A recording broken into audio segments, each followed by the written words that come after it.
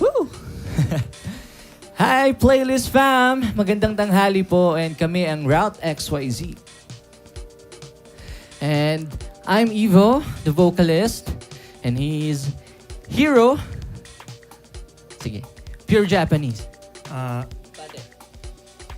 Magandang hapon sa inyo lahat. And then, Sheila on our violin. On our other guitar, Nico. Hello.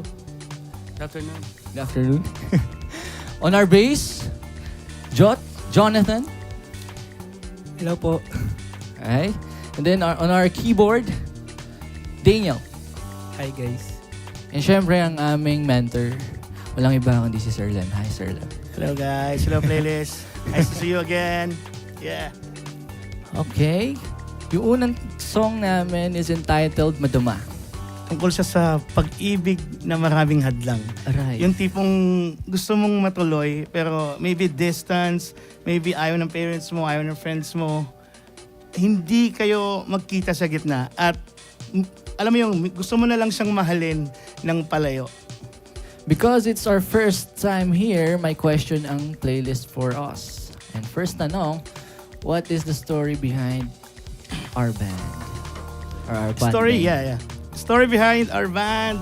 After akong inalis dun sa band ko, former band, chinek ko yung Spotify. Nakita ko, Kala Lili, may 2 million listeners pa. Sabi ko sa sarili ko, ba't ako susuko kung mayroong 2 million na taong nakikinig pa rin ang song namin? Sobrang down ako noon. Pero dapat magpapa-audition talaga ako eh. Pero sabi ko, parang ayoko na lang audition. Medyo nadala ako doon. May mga tinuturoan ako na mga bata, ayan, mga 22 years old, 18 years old. Sabi ko, why not? Sila na lang yung maging banda ko. And yes, sobrang hirap talaga ng struggle. Struggle talaga kasi mga bago, medyo bago lang sa industry. For just 3 months pa lang halos yung band. Sabi ko, hindi, kakayanin namin. Kahit araw-araw kami mag-rehearse, kahit mapuyat kami, kahit gumising kami madaling araw. So that's the story of our band. And the name, Route XYZ, originates siya from our first album sa Kala Lili, which is Destination XYZ. So, ang ibig sabihin ng route is gusto ko lang bumalik sa pinakaunang mahal ko, which is yung music. Kasi sobrang dami nang nangyari sa buhay ko. Ilang bands na yung nawala ko, 20 years. Parang sabi ko, let's go back to the basic. Na pure music, mahal mo lang yung music, mahal mo lang yung mga tao nagmamahal sa music. That's it. Our next question. Ang process namin for creating your song. Process namin sa pag-create ng song na to. Actually, most of the songs is medyo ako muna gumagawa since bago talaga yung banda. So, mga 3 a.m., 5 a.m. Punta ako studio, then binubuo ko na lang muna yung songs. Pero marami talagang struggle. Like si Ivo, sobrang bago na lang. As in, medyo nangangatog pa sa recording dati. I almost quit music. Dahil sa kanya. Because of me. 3 times na kami nag-record. Sabi ko, Ivo, bakit hindi mo makuha? Sabi ko dun sa RM namin, I want to quit music. Pero tinuloy pa din nila as in record nila yung song. Kinabukasan, yes, naging okay naman. And that's Madama. Describe nyo ang Yes. music ng Route XYZ in one word. Yeah, describe our music. Actually, it's experimental. Yes. Top 3 song in your current playlist or why do you listen to them? Siyempre, ang top sa akin, Madama, siyempre, una naming single. And yung kaka-launch lang by Pangatlo Magbalik. Ikaw, bro. Actually ano ba? Same naman eh. Same. How about you, Sheila?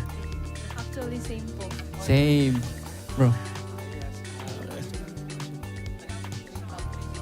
So, syempre yung Bay, kasi kalabas lang. So, napakaganda niya. Yung Madama, yun. Sobrang relate ako dun, sir. Napakaganda ng kanta niya. Then, syempre, The Legendary Magbalik. Legendary. Bro. Sa akin, magbalik syempre, legendary. Tapos Madama, yan, kasi relate na relate. Tapos yung kakalabas lang din, yung Bye. Syempre, same lang. Yung Magbalik, the classic, di ba? Then yung Madama and yung Bay. Sa, ano, Pare-parehas. Oh. sa akin iba talaga. Siyempre si Sir Lem. Sir Lem. Ano, number 1. Seryoso to ah. Carino Brutal. Favorite ko talaga ngayon. As in. Carino Brutal. Tapos, One OK Rock, Renegade. Then, eto, syempre, Madama. Kasi etong unang kanta natin eh. Yay! Maraming salamat Playlist Fam for having us here. Follow us on our social at RouteXYZ sa Facebook, IG, TikTok, sa X at sa Thread. Meron kaming Thread.